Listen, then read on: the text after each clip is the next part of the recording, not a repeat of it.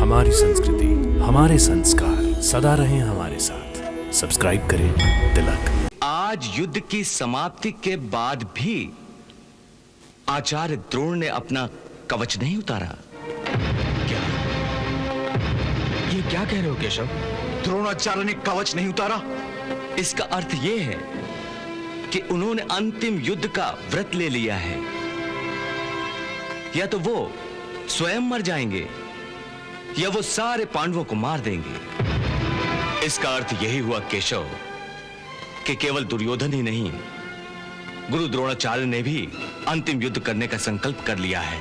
द्रोणाचार्य यदि कल अंतिम युद्ध करेंगे तो इसका अर्थ यही होगा कि कल युद्ध का अंत होगा। आयुष्मान भव। आचार्य, यदि आपने यही आशीर्वाद सिंधु नरेश जयद्रथ को दिया होता तो कदाचित आज वो जीवित होते। गांधार नरेश, आप जयद्रथ के वध का कारण मुझे बनाना चाहते हैं, परंतु हर कोई जानता है कि आज जो भी अनर्थ हुआ है उसका कारण सूर्यास्त होने का आभास है। हाँ? जिससे हम सब ने धोखा खाया है। सिंधु नरेश को यदि मैंने आयुष्मान होने का आशीर्वाद दिया होता तो वो भी विफल हो जाता। इसलिए कि मैं युद्ध तो अवश्य कर सकता हूं, परंतु किसी के भाग्य से नहीं लड़ सकता। परंतु आचार्य, फिर भी आप इस आरोप से बच नहीं सकते कि आप अपनी कृपा दृष्टि केवल पांडवों पर ही करते रहे हैं। गांधार नरेश, उन्हीं को मन से आशीर्वाद भी देते रहे हैं। गांधार नरेश,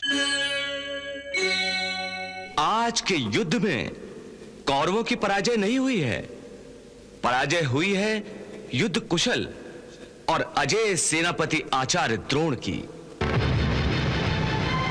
जयद्रथ के वध के कारण द्रोणाचार्य की युद्ध कुशलता का अपमान हुआ है। उन्होंने जयद्रथ की सुरक्षा का जो वचन दिया था वो वचन मिथ्या हो गया है। इससे उनके अभिमान को चोट पहुंची है और वो घायल होकर एक शेर की भांति बिफर गए हैं। और आप सब तो जानते हैं कि एक घायल शेर सबसे अधिक घातक होता है।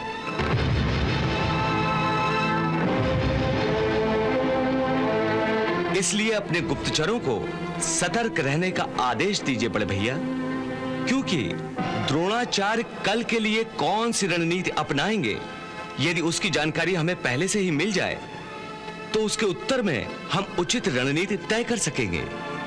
केशव, तुम्हारे ऐसा कहने से सबकी हिम्मत टूट जाएगी। नहीं पार्थ, मैं केवल आपको सतर्क कर रहा हूं। और अब मैं आप सबको एक ऐसा सत्य बताने जा रहा हूं जिसका ज्ञान आप में से किसी को भी नहीं है।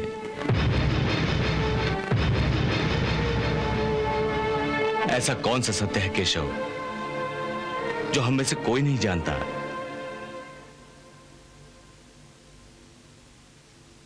वो सत्य यह है बड़े भैया कि आज युद्ध की समाप्ति के बाद भी आचार्य द्रोण ने अपना कवच नहीं उतारा। क्या?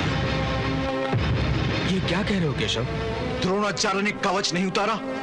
इसका अर्थ यह है कि उन्होंने अंतिम युद्ध का व्रत ले लिया है।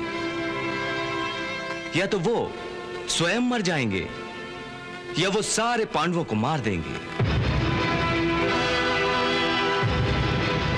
और यह भी हो सकता है कि वो आज रात को ही आक्रमण कर दें। इसका अर्थ यही हुआ केशव कि केवल दुर्योधन ही नहीं, गुरु द्रोणाचार्य ने भी अंतिम युद्ध करने का संकल्प कर लिया है। आर या पार। और याद रहे बड़े भैया कि द्रोणाचार्य यदि कल अंतिम युद्ध करेंगे तो इसका अर्थ यही होगा कि कल युद्ध का अंत होगा और युद्ध का निर्णय कौरवों के पक्ष में होगा, हमारे नहीं।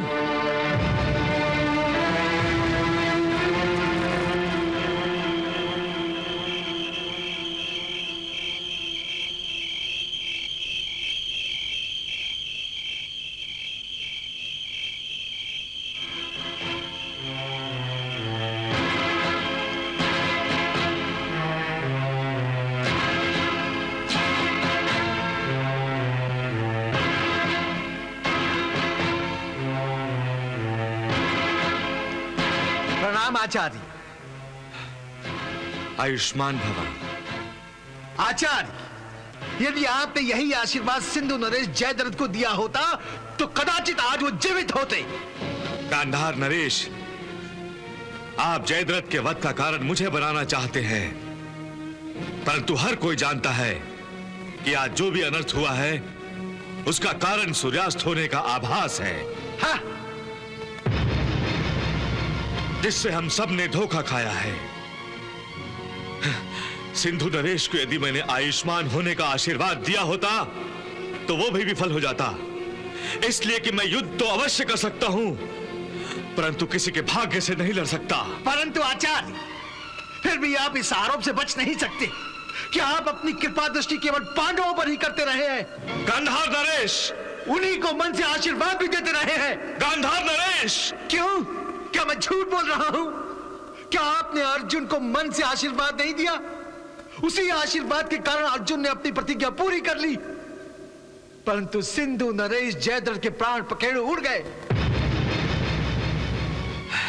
गांधार नरेश, जिस तरह आपकी जिह्वा चलती है उसी तरह आपने आज अपने तुरीर से तीर चलाए होते तो शायद जयद्रथ के प्राणों की रक्षा हो भी सकती थी।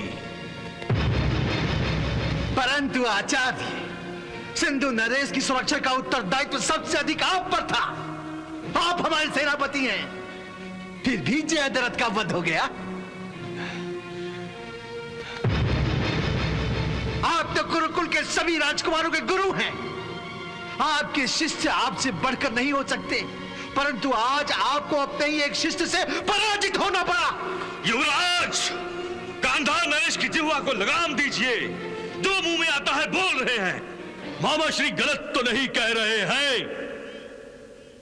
हमने अपनी सारी शक्ति आपके हाथ में दे दी थी और केवल इतना ही अनुरोध किया था कि एक सिंधु नरेश को बचा लीजिए, परंतु आपके होते हुए भी आपका एक शिष्य सारी कौरव सेना के मुख पर कालिक पोत गया।